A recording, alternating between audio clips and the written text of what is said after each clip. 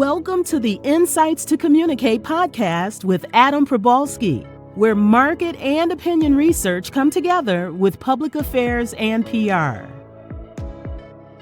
Welcome to the podcast, Graham Stone, the co-founder and vice president of PublicInput, a really important platform that gives the public a chance to give feedback to government and in other environments too. And we have a partnership in some capacity with PublicInput, so we're excited to have Graham on the program.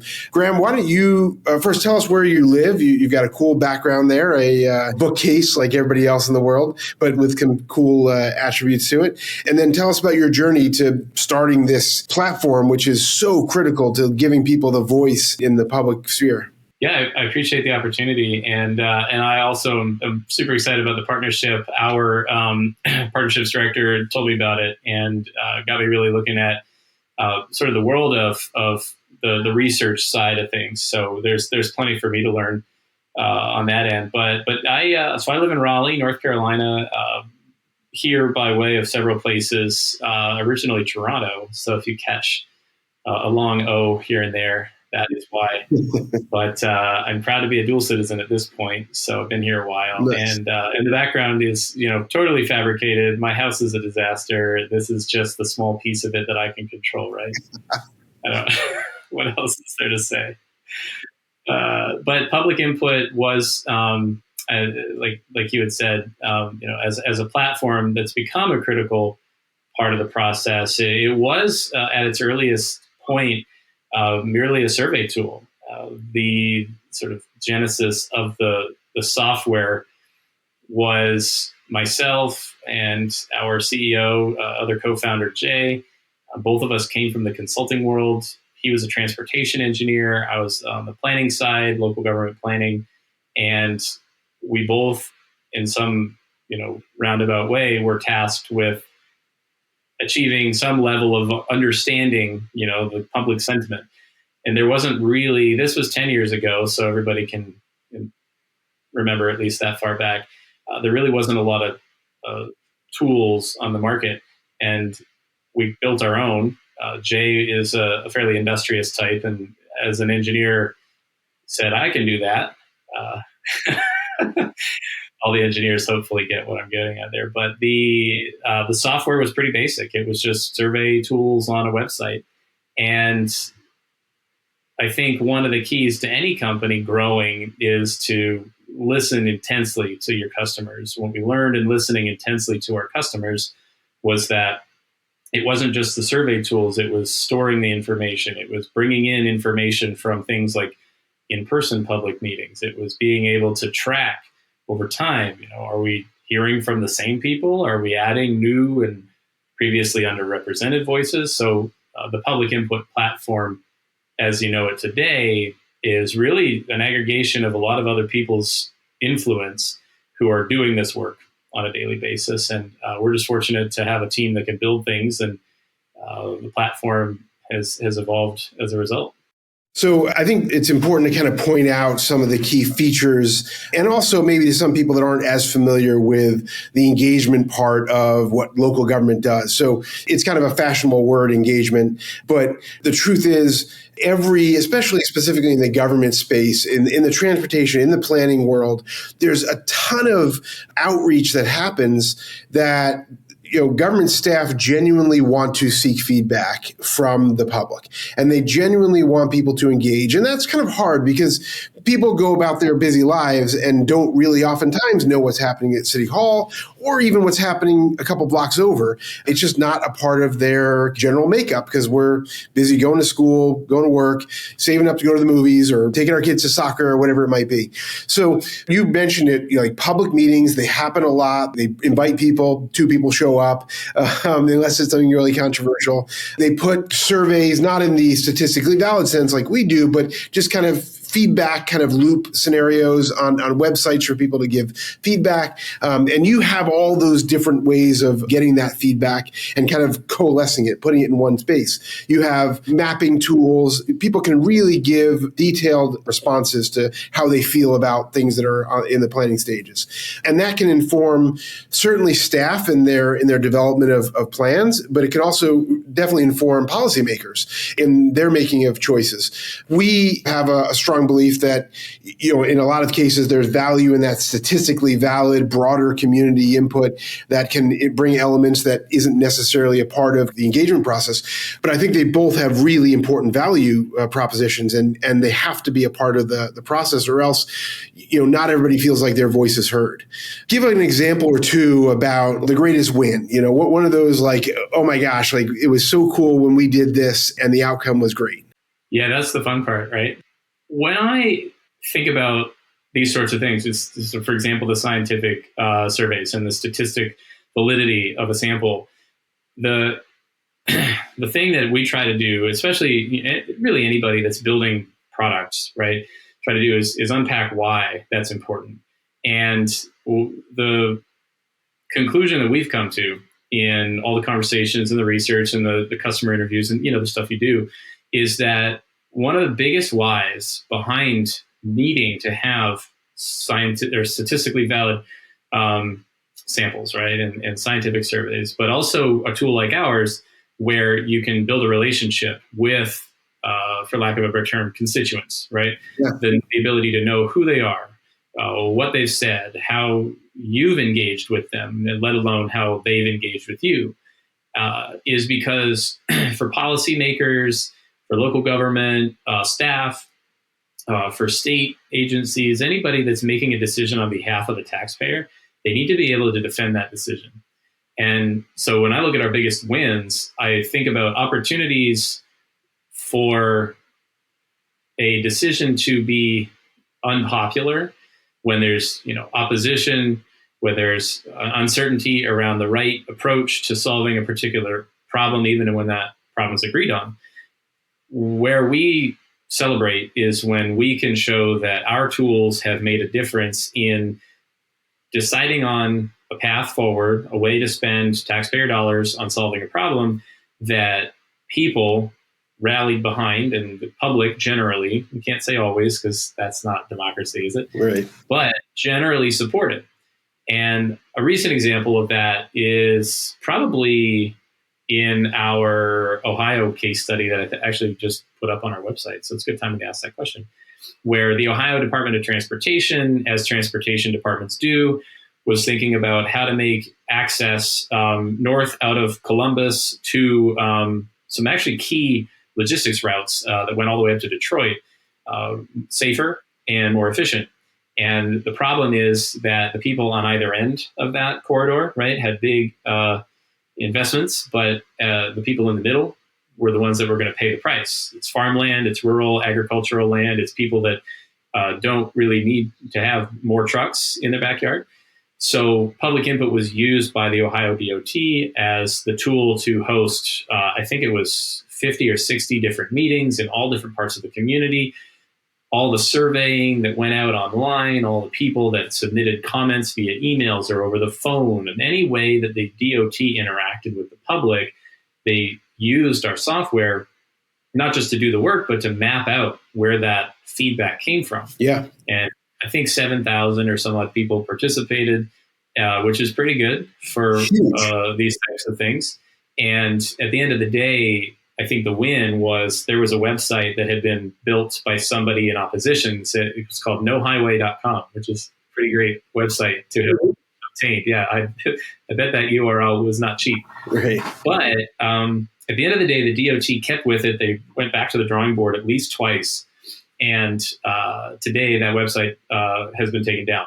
So that's a win, right? The DOT's job is to improve the transportation safety and the efficiency, and to try to do that with everybody's thoughts in mind. And delivering that project is the result. So good timing, again, to ask that, because it is on our website as a case study. But the win was being able to make a decision that they could stand behind. I love that. I think getting that genuine feedback, genuinely wanting feedback, and giving a forum for that, I think is really helpful to the overall policymaking process. You said relationship earlier, and it's kind of a pet peeve of mine. In this world of marketing, everybody wants a relationship with you. You know, your local hometown newspaper wants a relationship with you, and your bank wants a relationship, and your sneaker company wants a relationship. Everybody wants a relationship. And the truth is, I'm not so interested in a relationship with any of those organizations. My credit card company, I use them very much, but I'm not in a relationship with them because if they didn't exist, I'd use someone else. Slap me through the wires. I always say that the public doesn't really want to engage. It's not like they're like sitting back and thinking broadly, like, oh, I want to engage with City Hall or government in general. But the truth is that I think people do want a relationship with their government. I think people want to have a connection to it. And you provide that conduit, I think, which is a really important part of that, because there's so many different ways we want to potentially engage. Like some people want to, show up at a public meeting. Some people want to answer some kind of a response, a survey online, or just give their impression of something online. And some people, will answer a piece of mail. And I think the fact that you have this kind of repository for all those different modes, I think is really, really critical, because you have to kind of meet people where they are. And that's, I think, what a cool feature of what Public Input does. So let's talk a bit about your organization. How big are you as an organization, and how did that kind of, you started with a partner, like how did that grow? Because that's, I think, fascinating to people. Do you consider yourself GovTech? Is that your industry? We do, yeah. And we were actually just featured in the GovTech 100 last month. Every year, GovTech magazine does a thing where they pick sort of 100 companies, and I don't know the terms that they use specifically, but that are making a difference, right, in government. And so we were pretty excited. They actually sent us a bottle of champagne. So that was a neat experience. Nice. But we are GovTech. We're squarely in the middle of that, and we share the space with companies that are billion-dollar companies with tens of thousands of employees, like Granicus and OpenGov and those type, Tyler Technologies, which is listed on NASDAQ, right? But we also share the space with some old friends of ours that are still 3-4 man women shops. We've got down the street in Chapel Hill, Acta Insights is a startup with one of the council members in Carborough, North Carolina, who saw a problem and said, I think we can solve that. So it's a young industry. There's a lot of, we're 10 years old, and apparently we're an old timer now in sort of this little this niche, right? But I do want to go back to the relationship thing you said one time. There's just a little bit ago, and make sure that before I lose my train of thought on that, do sort of an elaboration on the way you were representing it. There's a relationship, that we want to have with people that's sometimes aspirational.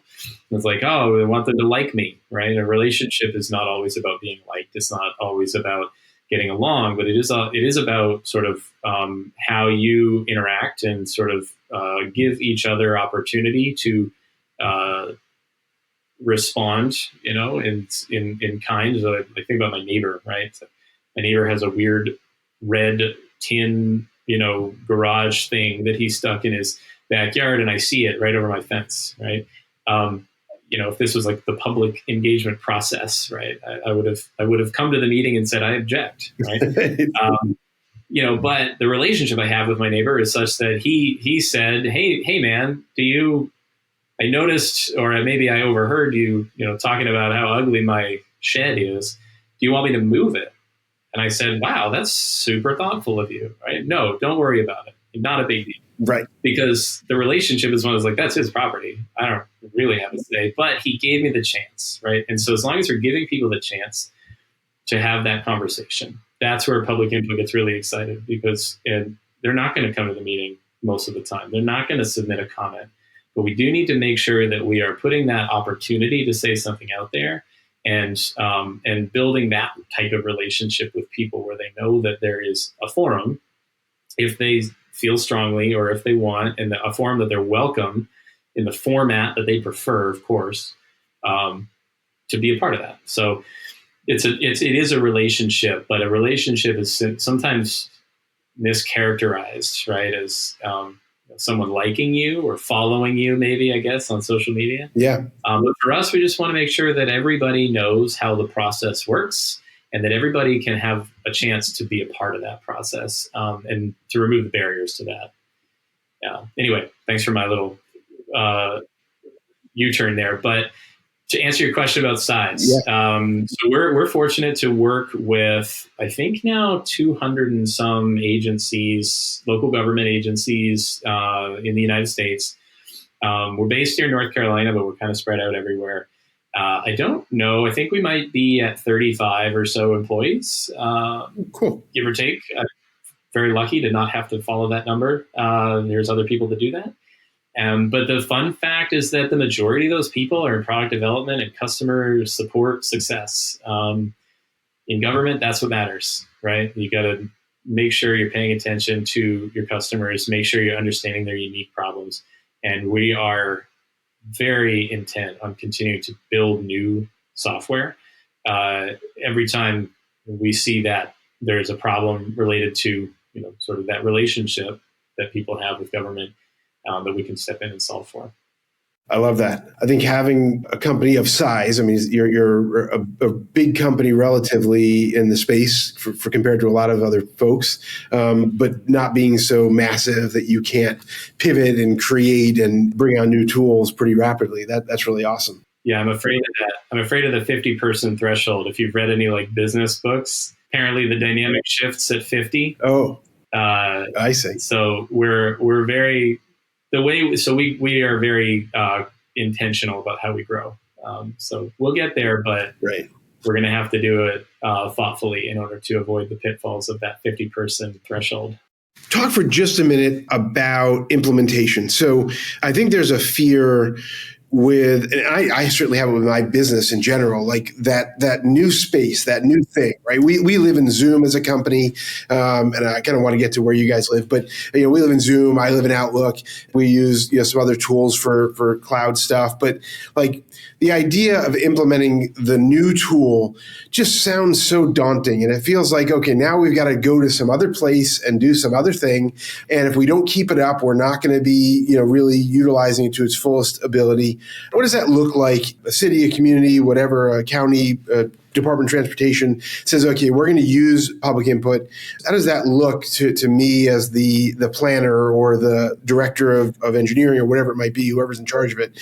How does that look to me? How much startup time is there for me, and how much management is there for me? Yeah, that is the big question, right? I've seen it happen fast. We had the folks at the Austin Transit Partnership in Austin, Texas, had an initiative that was launching in 3 days, and their procurement folks, as all procurement departments do, right? We're making sure that the I's were dotted and the T's were crossed, and but then by the time that the transit partnership was able to go, we had to really step in with everything we had. So it can be done fast, and it can be set up to go quickly. But in a sort of ideal sense, what we want to do is first sit down and say, hey, you've got access to this platform. It is a pretty comprehensive software. It plugs into a lot of the different parts of your organization. What are the immediate problems that you're looking to solve that brought you to invest in a solution like ours? Obviously, we know pretty well ahead of time, from the conversations what those are, but we want to verify, validate, and then we want to bring in the right people to say, okay, let's all align on why this is here. Let's not talk about how or what, and then dig into the weeds. But we want to talk about why this is a software we've invested in. And that usually takes, a couple of weeks. There's some internal discussions where our new customers will say, yeah, that's great. Who should we have in the room? And so then our team will have that meeting, and it will really be kind of a brainstorming session where we align on the goals and the opportunities. And from there, implementation is our job, right? We want to make sure we give concrete to-dos, we manage that process, we make sure that no matter how technically savvy you are, you have a really clear path to success, because it doesn't serve us very well if people buy it and then don't get to use it. So over the next couple of months, there's a sort of intentional handholding of all of those primary users in our software, and we sit side by side over Zoom usually because that's cheaper, but making sure that we're achieving those milestones we set out, and then over the long term, there's a more passive kind of, you've got online trainings and you've got our help articles and you've got our support team and you've got ongoing meetings with your what we call success manager, the person assigned to make sure you're successful. So I guess the answer is it never ends, but at the beginning, there's a very intentional approach to understanding what you want to achieve, helping you align the people in your organization, and walking you step by step through those first months to make sure that we don't what we call a false start. Sure. All right, let's switch a little bit to you mentors. Any mentor that you've got to like give a shout out to that is directed your career, directed your life in a big way? Oh, he's not going to listen to this podcast because he's long since retired. But my boss actually, when I was, so I was, like I said, a planning consultant, not a planner, played a lot of SimCity as a kid, which maybe would have been my sign, but I didn't see that writing on the wall until later in life. Right. But my boss was the planning director, former assistant planning director for several local governments, moved into the consulting world as they all do. And he was the one that really pushed me. His name was Steve Player. Steve was a suave dude, and always called me Young Graham. And it stands out in my mind as sort of this. I was in my 20s at this company, which was, a third of the age of the rest of the folks there. But he always said, you were hired to do something different. I don't know what that is, but I knew you were going to do something different, and it's going to make me uncomfortable, but push back when you think that we're being old about it. And I know that's a generalization and a stereotype that's not fair, but Steve was a funny guy and really helped motivate me to start this company. I started it while working for that consulting firm with my co-founder Jay, and over the next several years, they knew that I was working on this side project. Oh. And Steve was super encouraging and even helped introduce me to our first customer, the city of Raleigh. So mentor, cheerleader, general, just influential person in my life. Right. Was my boss in that planning department when I was in my 20s. Very cool. Okay, next up, you wake up in the morning. What are the first apps you open on your phone, or are you like electronic free until noon, like some gurus out there, or like what happens in the morning for you?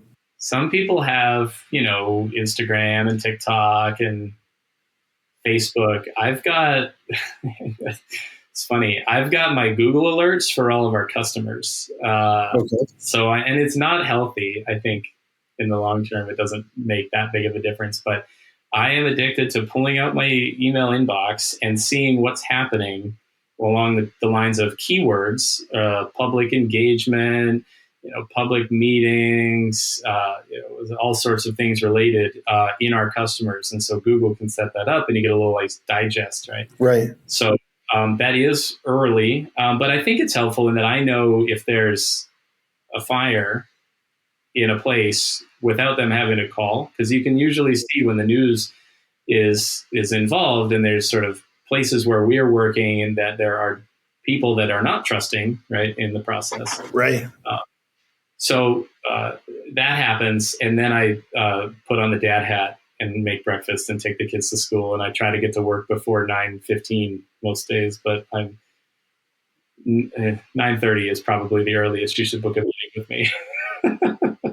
Well, look, you I know you have traffic in the you call it the triangle there. Yeah, the triangle.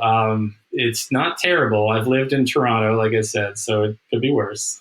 Yeah, well, I mean, and here in California, people complain about it in other places, and then I explain to them what we deal with. No, there's nothing. We've got nothing on I-5. Yeah, very cool. Okay, words to live by. What's your mantra?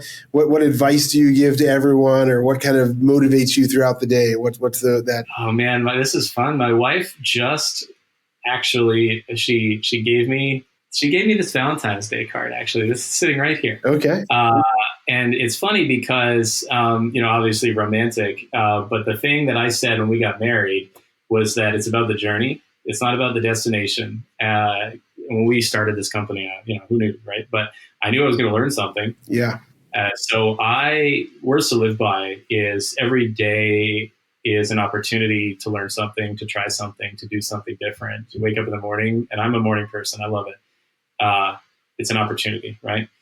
So always look for the opportunity in whatever you're doing to learn something new, because it's surrounding you. And, if it doesn't work, that's fine. It's not about getting somewhere. It's about the journey.